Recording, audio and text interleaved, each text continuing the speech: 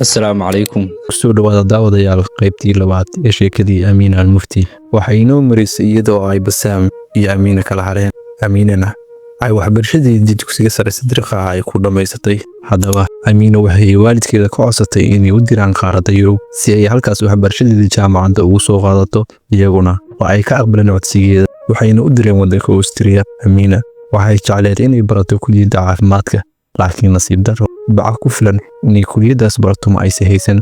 waxayna wadatay natiijo aad u hooseysa oo dugsiga sare ah. taas ayaana kor joogsatay inay culumta caafimaadka barato. hase yeeshee waxay aqbalaad ka heshay jaamacadda Vienna waxayna ku biirtay kulliyadda cilmi nafsiga.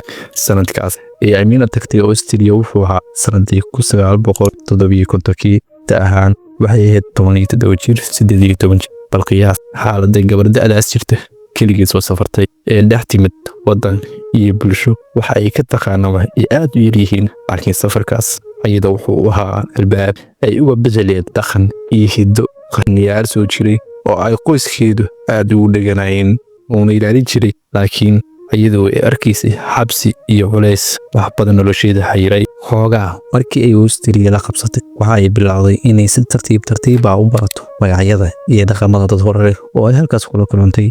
dadkaas cusub ay baranaysay ayaa u horseeday khaladaha wax weyn ka bedelay geedi socodkii nolosheedii cusbeed ee galbeedka. waxa ay la kulantay gabdho kala duwan oo halkaas u tegay waxbarasho iyo shaqo, kuwaas oo ahaa kuwa ku dhiirigelinaya nolosha duurjoognimada iyo fallaagoobidda. laakiin magacyada ay noloshaas ugu yeerayeen wuxuu ahaa xorriyadda iyo isku filnaanshaha. gabdhahaas waxay Amiina ka rareen noloshii ku dabaneed ixtiraam, qiyamka, akhlaaqda, hiddaha iyo dhaqanka suuban. waxayna geeyeen adduun kale oo ay ka buuxaan dhaqamo iyo hab nololeed jaantarogan ah. qof walba waxaa xorriyad loo siiyey wixii uu rabo inuu sameeyo. wixii ugu horreeyey ee Amiina ku dhiiratay waxay ahayd inay astunaanteedii meel iska dhigtay. sanadii 1961 Amiina oo soo heshay shahaadada heerka koowaad ee jaamacadda ayaa dib ugu soo laabatay dalkeedii Urdun. degdeg ayay haddana u go'aansatay inay Vienna dib ugu laabato kadib markii ay ka war heshay in wiilkii Basaam ahaa uu guursaday gabar kale oo isla bulshadaas ay ka soo jeeda. si ay Austria ugu noqoto waxa ay qoyskeeda ku qanacsay inay doonayso inay diyaariso shahaadada heerka labaad ee jaamacadda amaba master degree-ga. iyagana way ka ogolaadeen. markaan labaad ay ku soo noqotay magaalada Vienna waxa ay halkaasi tagtay iyada oo gabi ahaanba ka takhalustay wixii dhaqan iyo akhlaaq ahaa iyo tan ugu daran oo ah ku dhaqanka diinta Islaamka oo ay sidii dhar la kalaasay inta siibtay ay meel ku tuurtay.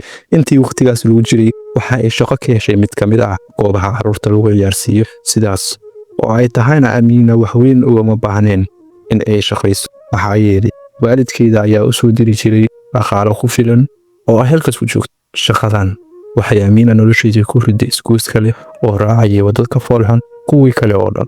goobta shaqada waxay isku barteen gabar Yuhuudiyad ah oo lagu magacaabo Sara Beere. waxayna noqdeen gabdho saaxiib ku ah shaqada, deegaanka iyo arrimahooda kale oo dhan. waxayna ku biireen dhaqdhaqaaq Heybe oo ah urur magaalada Vienna ka hana qaaday lixdameeyadii qarnigii 20aad, kaas oo u ololeeyay in la dagaalamo oo laga takhaluso dhaqamada iyo caadooyinka soo jireenka ah isla markaana la dhiirigeliyay waxa ay ugu yeeraan xorriyadda jinsiga. hataba qaybtii labaad ee sheekada intaas ayaynu ku sameynaa. la soco qaybta xigta ee sheekada oo ahaa doonto qayb aad u xiiso badan. waxaynu uga hadli doonaa markii ay Amiina guursatay ninkii Yahuudiga ahaa, tegitaankii Israa'iil iyo dhacdooyin badan oo dhanka faar iyo filibaa kugu noqon doona.